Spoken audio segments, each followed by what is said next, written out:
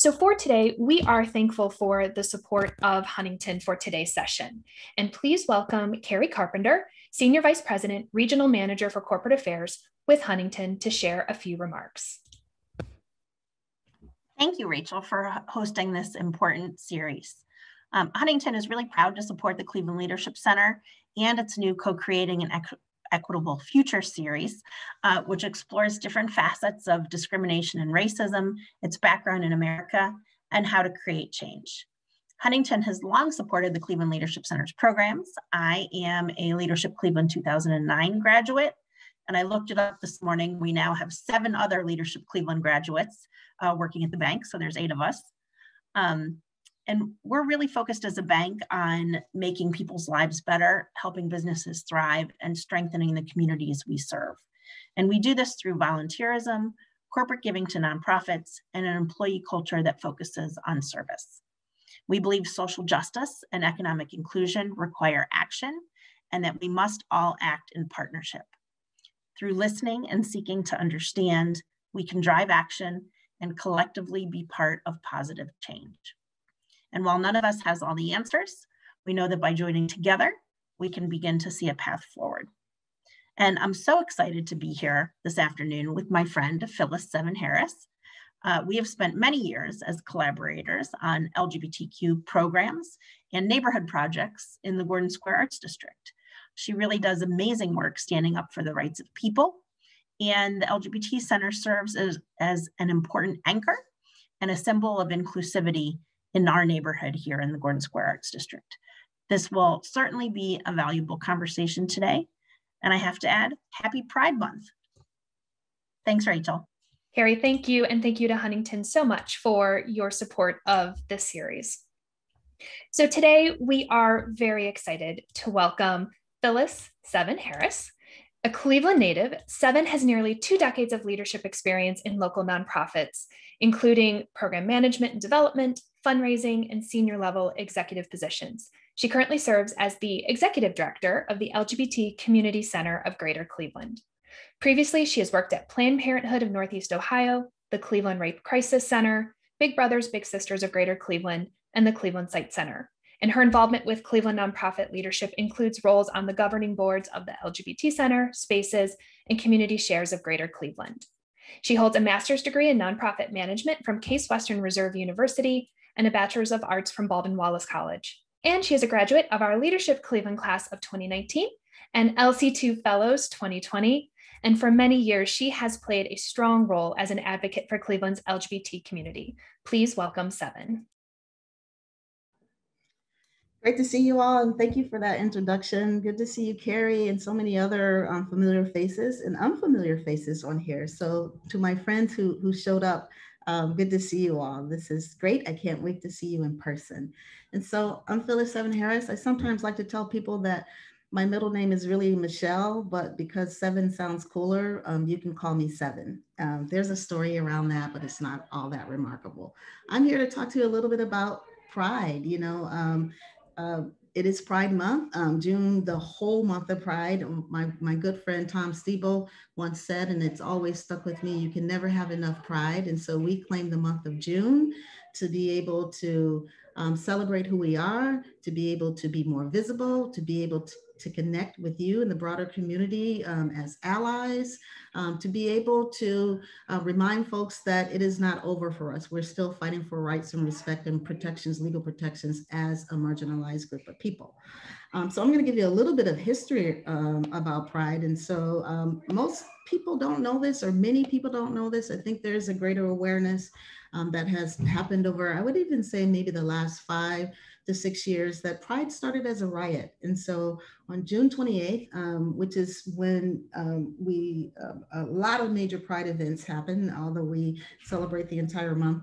But on June 28th in 1969, I was like 4 years old, in the early hours of the morning. This was in New York City. There was a riot. There was the community actually riot against homophobic police who had been conducting raids at gay bars for days before. They had It was the morning, it was like 1:20 a.m. in the morning. The location was the Stonewall Inn. 2 years prior, the Stonewall Inn had opened up as a gay bar in Greenwich Village in New York City. It was one of those bars that was kind of like a community bar. You know, poor people went there, LGBTQ people went there, neighborhood people went there. For all intents and purposes, it was like just a community bar that happened to support LGBTQ folks, and really a focus on trans identities being there, gay identities being there, and a place of refuge for folks who from that community. 1:20 in the morning, the police arrived. Their intent was basically to kick all of the patrons out of the bar and then arrest the folks who work there, arrest the employees. And so they kicked the patrons out, and they thought that they would just go on their way, but they didn't. What they did is they resisted. They began to protest what was happening to them, to their friends, to the employees of the Stonewall Inn. And that protest led to a riot, and that riot led to a movement, if you will. The crowds grew. There was a woman who had gotten forcibly arrested, and they were tired of taking it. So they took to the streets and they began to march. And over several days, there were these protests that really, for the first time, really in a major way, galvanized the LGBTQ community to speak up and speak out and to be visible and to not be afraid and to say no to police brutality and to discrimination. After that time, I would say that it was one of the, or maybe the most pivotal event, or one of the most pivotal events in LGBTQ history. Because after that, places like around the 70s, I think also on June 28th, the first Gay Pride March took place in the US, which really commemorated the anniversary of the riots. And so we've been doing it ever since. The other thing that happened around that time is there were a lot of support organizations that got founded and got started. So the center was founded in 1975. The center is one of the first, I always get the year wrong, so I'm gonna have to check that. But the center was one of the first LGBT centers established across the nation. I've read in the past, I think Duvie is on this call, and Duvie used to say we were the third established LGBT center in the nation, but I did read something that may have us listed as the fifth established LGBT center in the nation.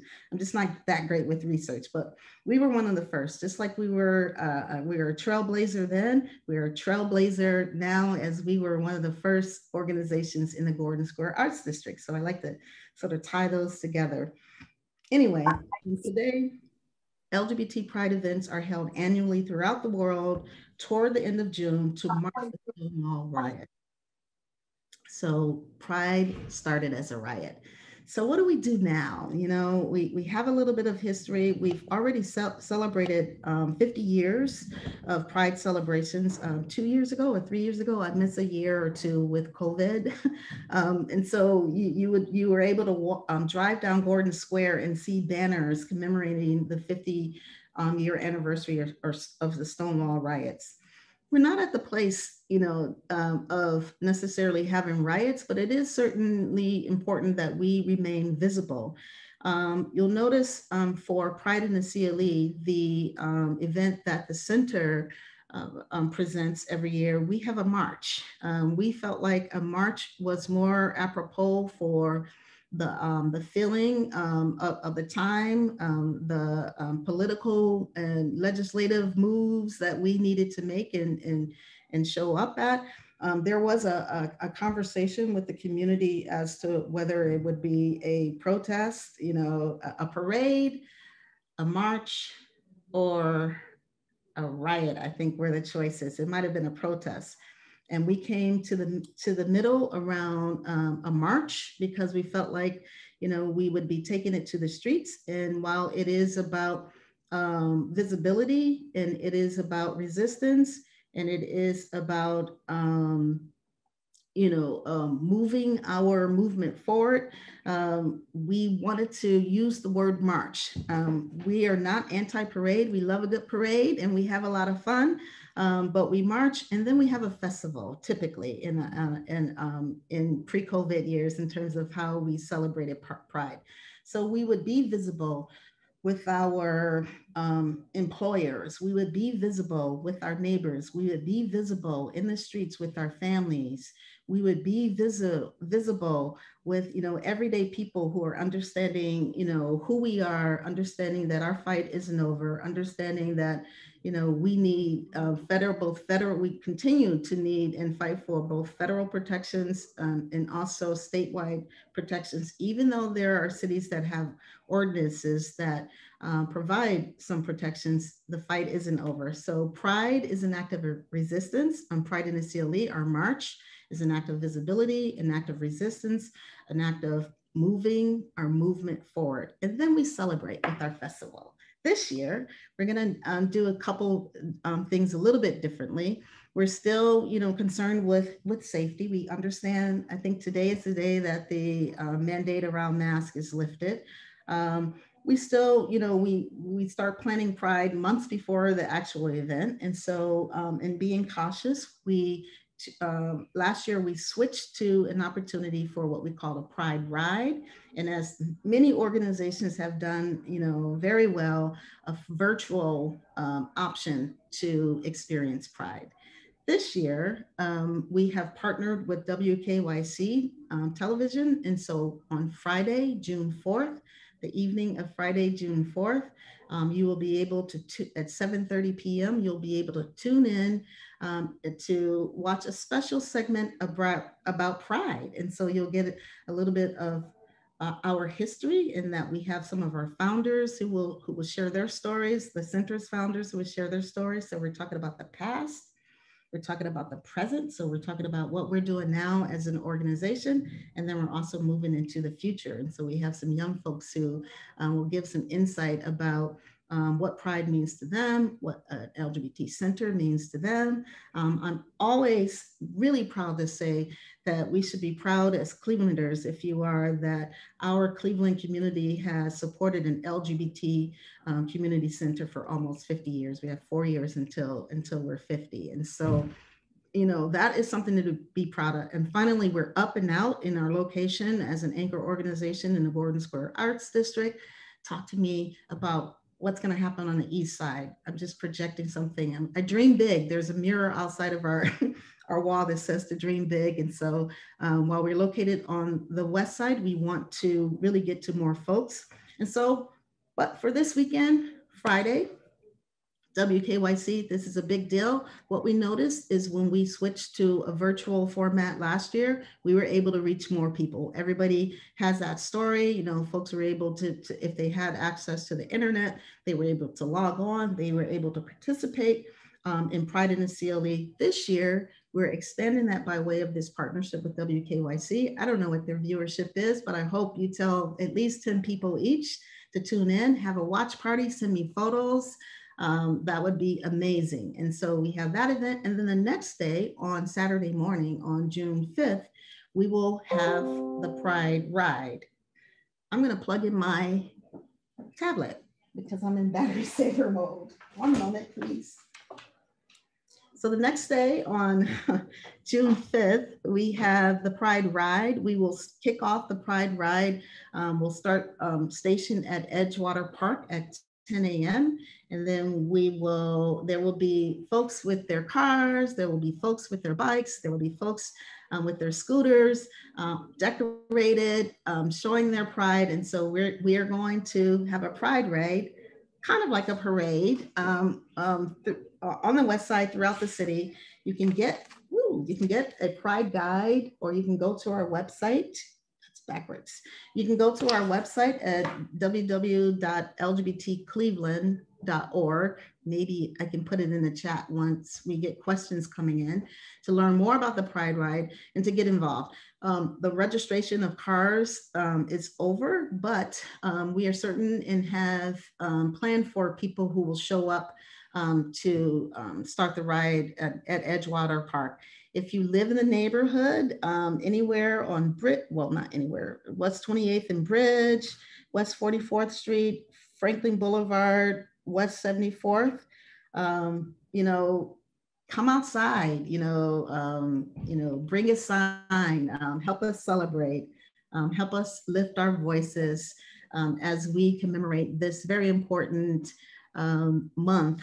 And as the LGBT Community Center has the privilege to produce this and present this event for Greater Cleveland and our city. We'd love to see you there. Seven, thank you so much. And we will be sure to include the link in our follow-up email after today's discussion. So we do invite questions. You can add them to the chat. But to start, Seven, you mentioned that Cleveland has almost 50 years of supporting an LGBT center. And can you share a little bit more about what have been the successes and also the challenges of raising awareness and support of the LGBTQ community in Cleveland?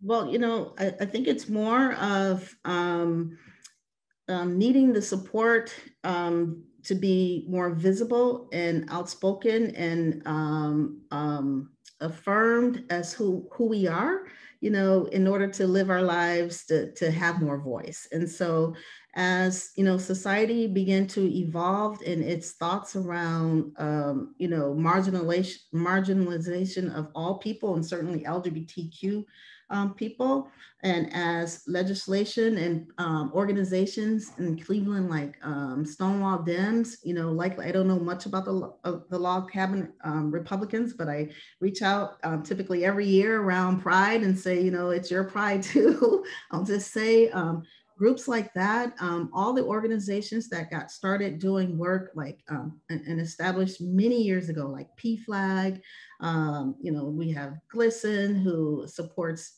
teachers and how to create GSA groups, gay straight alliances groups within schools.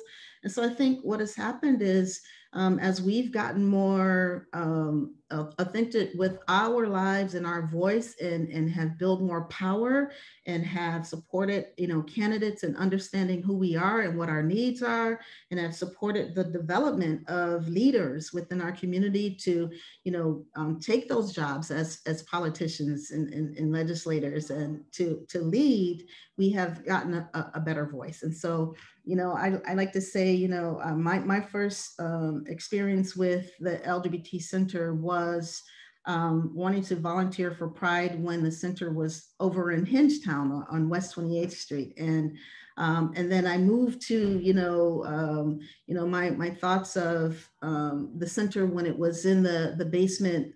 It had a storefront, but you had to drop down to the basement for the center. And it, we made magic in that basement. A lot of good happened in that basement. And so where we are now is really continuing to build on the legacy of folks who had the courage before I did. Like I have a privilege to not be rejected by my family, based on my sexual orientation. It doesn't mean it's been easy for them for their coming out journey about me, but certainly, I've had some privilege. And so it is folks like me who have more privilege and support, being able and having the courage and the energy to be who we are, to be out and proud. I am a Black lesbian feminist mom, nonprofit executive. And I like to lead in that way. And I think as we are more affirmed, we can be more healthy. We are intelligent, just like other human beings. We work for, causes that matter to us. We have values. And so as we continue to build leadership within our community, then things change for us. So I've had a question come in about how do you feel is the best way for businesses to recognize Pride in a way that supports the cause but doesn't feel shallow or corporatized? Yeah, so that is quite a challenge because, it is absolutely a door in, right? To acknowledge that it would be great to support Pride Month, and thereby supporting employees, maybe even clients, customers who are also LGBTQ. So I think it's a way in. I think one of the things that, we talk about here, and when we started with producing the city's Pride event, we really talked about this, and what organizations, what corporations would be great to connect with, and how can we support them in their learning and education about who we are. So it is not just a rainbow flag in a parade or a march. That we're helping them by supporting them by educating them. And so what corporations can do is to tap into organizations like Plexus that has training and education. The center has a fabulous training. It's called the Learning Institute. It has evolved where we're able to support corporations in participating in training at their own pace. And so we moved, to a virtual platform, and we have face-to-face trainers as well. There are other organizations that do this work. And so corporations can tap into getting themselves educated, not just in June, but all year round, as their staff turns over. They can also take a look at and get support by organizations like Equality Ohio and others, the ACLU, at looking at their policies, right? Their policies. Are they inclusive? Does it say sexual orientation, gender identity, and gender expression, and who will not be discriminated against? Do you have benefits that support individuals who are transitioning, and things like that? So I think a way to get involved. So we appreciate our corporate partners. They support us in being able to do what we do in terms of producing an event, and that can also be very costly. But we also want to support them in really supporting the community, their employees, their clients, their customers, and us more broadly. As you think back over the years, how has Pride Month evolved in Cleveland, and how has support evolved for it along the way? Well, I think, like many cities, and just from my perspective, and, first, going to Pride, and honestly, just for the festival, just for the party of it, as we have learned more about the history and the why of Pride, as opposed to, the party of Pride, as we have become more aware about rights we have and don't have as community members. I mean, you could say to LGBTQ folks and say, you realize that there are no statewide protections around housing discrimination, unemployment, and they have no idea. Not because they aren't living with micro and some macro aggressions around their identities, just because why wouldn't we, And so I feel like Pride has evolved in Cleveland as we have been become more aware that Pride is not a moment. It is not only a party. It's a movement. It started as a riot. It started as an act of resistance.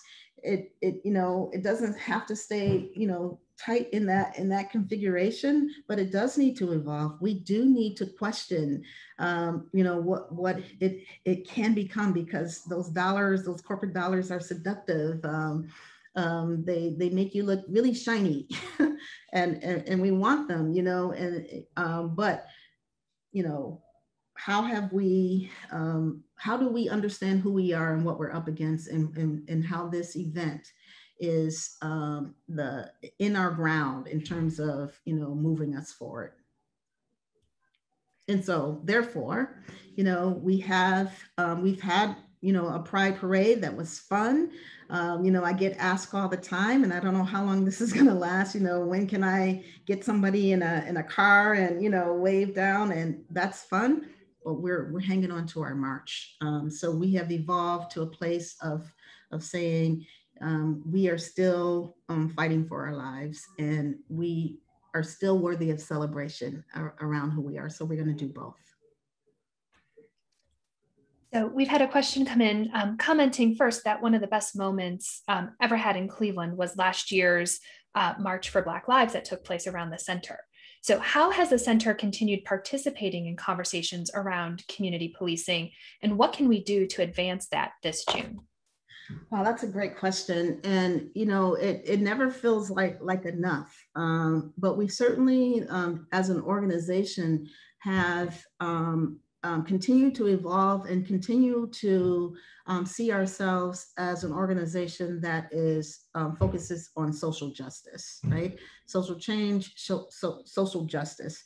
I am a leader that lives at the intersections of being, you know, Black, being a woman, being a lesbian, like in other things. And so I think, you know, as our organization has continued to evolve, as young people, you know, continue to work here, who care about values around social justice and inclusion, and equity. You know, I do believe that our work around understanding, and confronting and resisting, you know, violence by the state, you know, some people would say inclusion by police officers. I mean, we grapple with it. You know, one year police officers wanted to be at the front of the line or just move to the front of the line. And we were, you know, you know, there were LGBTQ police officers, you know, like, and so in subsequent years, we invite them to move further back in the line, that they have some consciousness to the history of Pride. And this was about resistance against police. And so I think we stay visible. I think we use our voice, we use our influence, we partner with organizations that know how to do this work well. We understand that, you know, as a nonprofit, you know, what the guidelines and rules for organizations to be able to continue to function as such. So it is a conversation, it is a collaboration, it is it's challenging oneself, you know, around ideas of safety. It's continuing education. It's coalition building, and that's how I think would be the way forward for our center. And as you build the celebrations around Pride, how do you look to ensure inclusivity with making sure that Black, trans, queer lives are all included in those celebrations?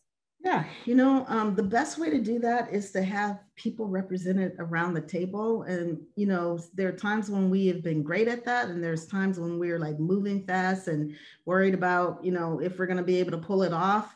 And I see that those are the times when we, you know, we forget, right? We don't think it through. But I think we've done a great job, you know, in the past with our Pride in the CLE steering committee. It's fallen off a bit because of the pivot. I know everybody's tired of that word. I am, that we've had to do, you know, these last 2 years with the Pride Ride. But we have, you know, individuals representing, you know, those categories. We were very excited before COVID because we had someone who was participating on the Pride in the CLE steering committee that talked about people who would be sensitive to noise, right? And so having a place that the vibe was a little, you know, less festive. You know, and so again, it's one of those things where we continue to learn. We have to continue to have inclusion. We want people to be on the steering committee.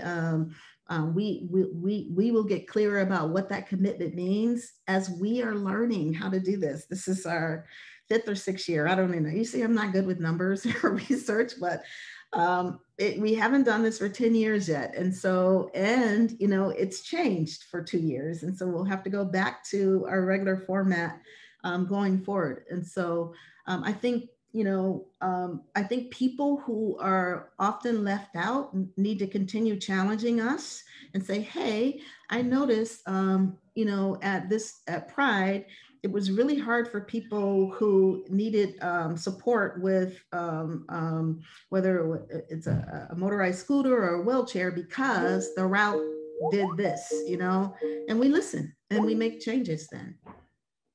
So stay involved. Send me an email. Be kind. I don't like mean people.